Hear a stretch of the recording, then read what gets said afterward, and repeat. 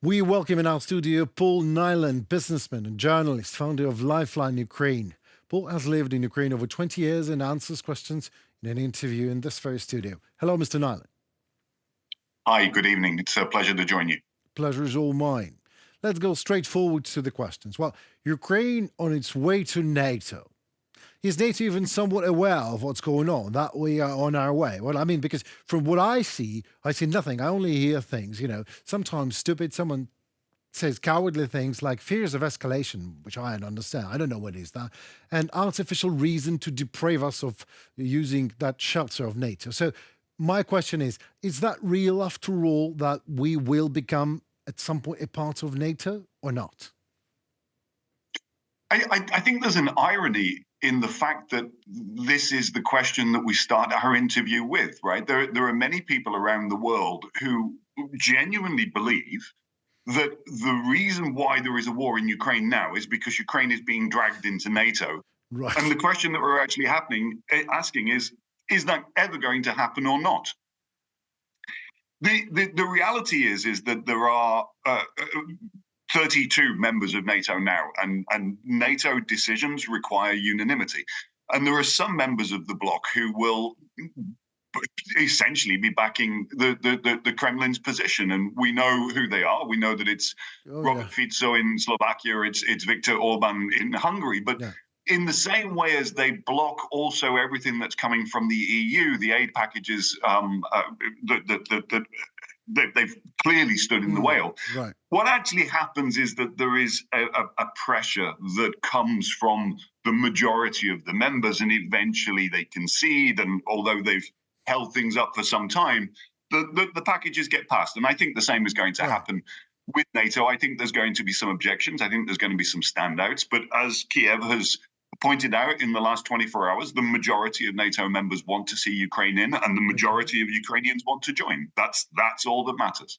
Great, because sometimes I know should we just in Ukraine wait a little bit, and just welcome NATO into Ukraine and not otherwise. So maybe that would be more reason to that. But amen to that. Thank you very much for your answer. But let us discuss BRICS. I love this topic. Oh my God. It looks like to me like 22 leaders of autocracies and dictatorship. It's like a fun club. And peaceful lover Narendra Modi shaking hands with Iranian terrorists, and Xi Jinping and Friends of Peace friendly mumbling something. But I look at that fast and I see that dictatorships and autocracies, and I'm making no joke now, are uniting way faster than democracies do. Am I right? You are right to a degree. Mm, I absolutely agree with your characterization of BRICS, of this club, this meeting of similarly minded autocracies. The irony is with BRICS is if you actually go back and my job, I used to be in financial services. I used to build investment portfolios for people. And BRICS was an acronym that was started by an investment fund manager at Goldman Sachs who wanted a basket of investment opportunities in emerging developing economies. What it has mutated into is something quite different. But at the same time, it's pathetic, and it's desperate, and it is exactly that. It is a gathering of people who have disdain for democracy, who have disdain for the order of the world as it currently runs. And yes, they are the people who, to a degree, are also lining up in this alliance, mm, this axis that is exactly. against Ukraine. We'll see North Korea being invited into BRICS next. Yeah, well, I'm sure. Well, I agree to you, you agree with me, but these people still have. Do they have enough power to act, to do something about it? I mean, this is, I know this is a show after show that Putin is not isolated. I understand that. This is the clearest message of BRICS, whatever the acronym means. That's what it shows. But the Xi Jinping certainly has power. India is a powerful state. What they really can do, aside of shaking hands and peace mumbling and everything. Well, the two examples that you mentioned, China and India, in fact, they are the parties, the countries that are believed to have told Putin directly that he must not use a nuclear weapon in this conflict against Ukraine. So I don't see there's that complete unity. And I saw a comment on Twitter that one of the patterns that he's seeing emerging is that Putin wants to talk about some kind of new world order and creating alliances and a new path forward. He said, but many of the attendees are wanting to talk more about the war in Ukraine, Russia's war against Ukraine. Obviously. And so from the commentary that I'm reading is that there's not that much unity. And I think even the members of BRICS, which, again, it should be thought of simply as an economic club rather than anything else, the members of BRICS are certainly not united in support of Russia's invasion of and war against Ukraine. All right. Well, let me just smoothly slide to the other question that comes from my previous one. Do you really believe that Russia will visit a second peace summit in Switzerland? No. No. Russia has no interest in peace. Right. Russia will be forced to end this war when they are militarily incapable of continuing it. But presently, there is absolutely no interest from the Kremlin in discussing any kind of settlement. What I would like to say, though, is that Ukraine's diplomats over recent months have very skillfully managed to incorporate, when we talk about peace, the word now that commonly comes before it is just. Right. And that is right. a very direct effort from the Ukrainian diplomatic corps to ensure that is the language that we're using now. Instead of just talking about some kind of peace, whatever that might be, or however we might get there, the precursor, the requirement, the descriptor of it is a just peace. And we will get there when Russia is simply unable to continue warring through the destruction of their conventional forces. All right, just and long-lasting, they usually say. Okay, fears of escalation. Fears of escalation. I mean, oh my God, yeah, ad nausea. But some that are shelled and bombed, the people that are not shelled and bombed, of course, suggest that the aggression against a country can be resolved with political means. Ukraine has to let go of its land, and that supposedly will stop the war. Well, maybe Olaf Scholz will be happy, that much is clear, but so what do we do, you think, to make West understand that it takes a coward and an idiot maybe to expect that Putin can be appeased? Is there such a way, after all, a polite way, any diplomatic way, just like we put a precursor, just, and we say it's just impossible, we need to have a victory of sorts, but a victory?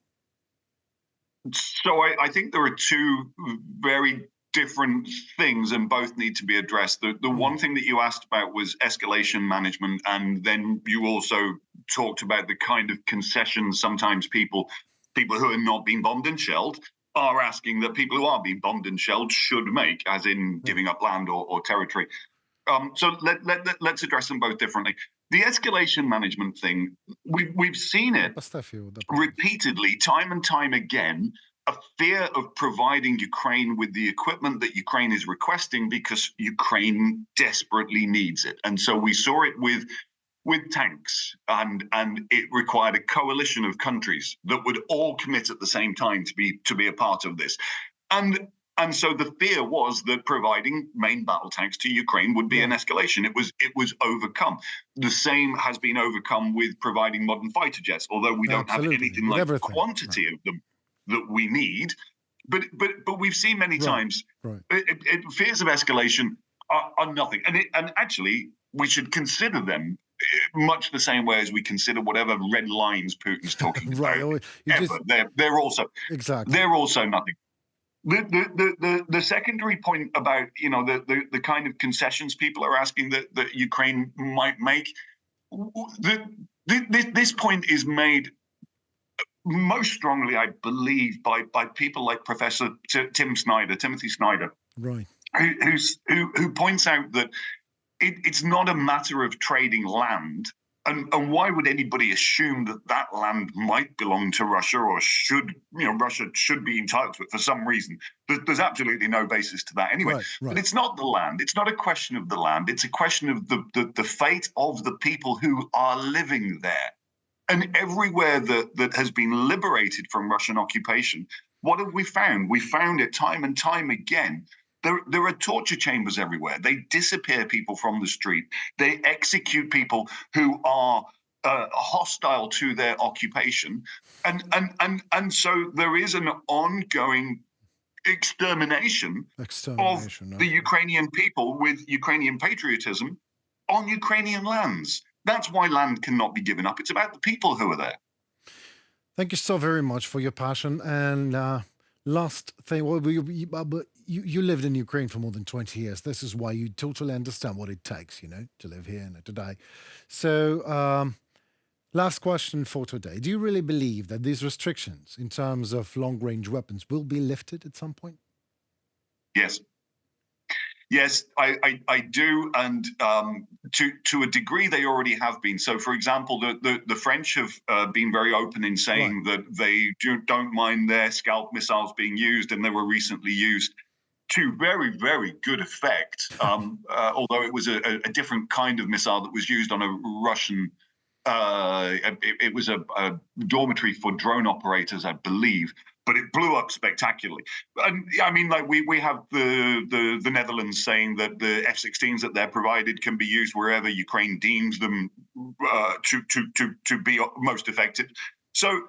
And the British have also made similar statements as well, although there's a slight restriction because some of their missiles, the Storm Shadows, have American parts to them, and so Mm. parts of permission is required by America as well. But yes, I do believe it's going to change. The problem, though, that many people are pointing out is that Russia has already relocated a lot of their assets outside of what the extended range will be when that permission is granted. But there's still a lot of targets that can be hit and should be hit and will be hit.